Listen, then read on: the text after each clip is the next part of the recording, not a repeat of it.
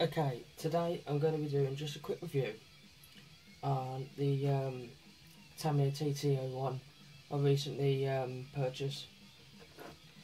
First of all, one thing I really have noticed, the Tamiya bodies are amazing. The attention to detail on them is brilliant. There's not many companies doing bodies quite this detailed.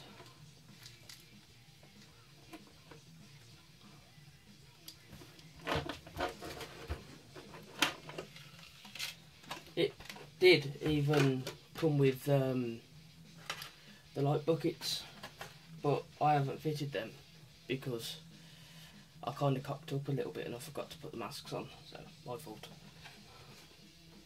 Put that down there. Now, the car. I've got a few good points about this and a few bad points really. First of all, the tyres, which I originally thought when I first did my unboxing video were quite good, are terrible. They actually make better drift tyres than they do grip tyres. So, really, if you get one, those are the first things you need to be thinking about replacing. Second of all, the shocks are terrible. They come with these rubbish friction shocks rather than oil-filled shocks like normal. So they're not very good. If you only plan to be doing a bit of messing about in the car park or so on, leave them. They're perfectly fine. They'll do just fine for that. But if you intend to do any sort of competition level running with it, like club racing, drifting, anything like that, you'll probably need to upgrade them. I did have a go at drifting this, and I noticed, due to the shocks being not the best, it wasn't very good in standard trim. I'd imagine if you upgraded the shocks though, it'd be much better.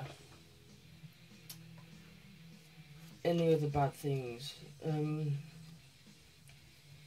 be honest, other than the tyres and the shocks, that's probably about it.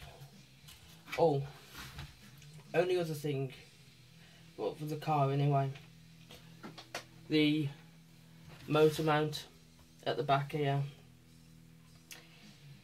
It's quite difficult to get your mesh correctly because it's quite a complex way of doing it.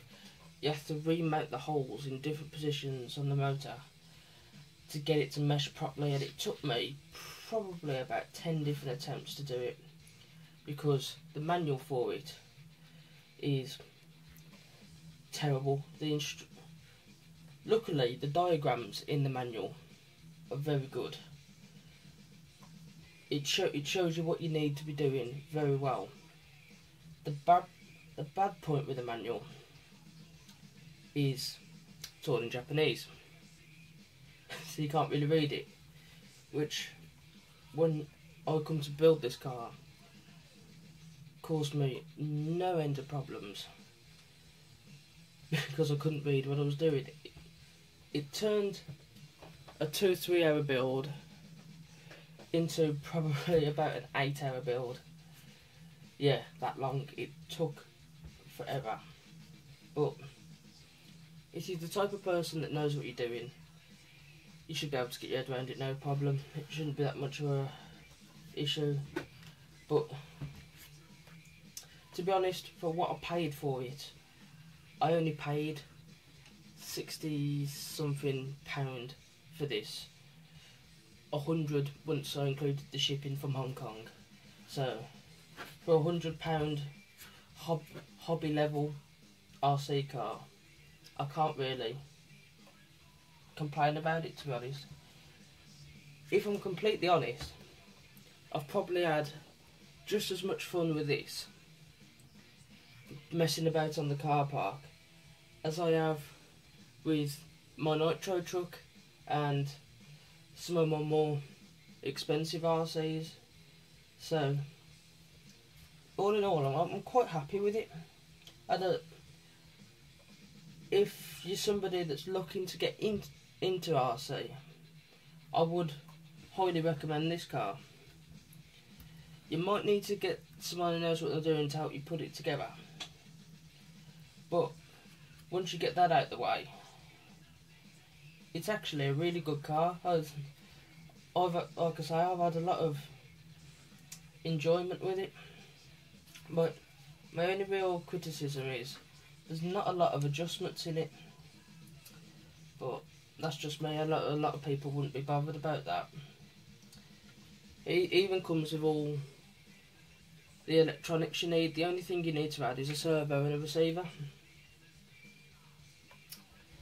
But all in all, pretty good. It even comes with 2 sets of wheels as well, so you can add, if you wanted to, you could mount these tyres, and you can mount, say, a set of better grip tyres on the other set of wheels, or even a set of drift tyres if you really felt like it. But yeah, to be honest, well chuffed. Would happily recommend this to anybody, especially youngsters. It's probably best for, because it's not quite so much as a steep learning curve as it is with some cars. Some cars, like my TC-04 for example, there's that many different settings on that. For someone who's just getting into it, it could be quite daunting, to be honest. Something like this, pick it up, plug it in, go, job done.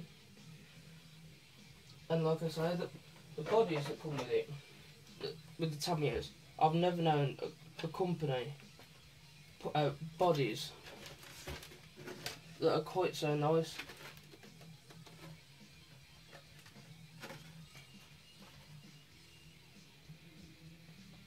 To be honest, I actually enjoyed painting the body probably just as much as I enjoyed building the car. So yeah, it's just a quick review. At some point, as soon as I get a chance to get it out and get a camera with me, I will do a running video with this and put that up so you can all see how it goes. It actually goes very well with a good set of grip tyres on it, considering the basic suspension setup it's got. And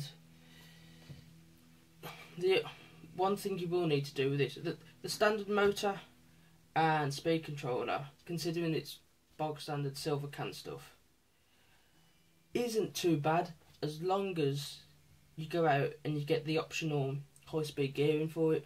To get the optional high speed gearing, it's quite nippy. Without it, unfortunately, it's direly slow.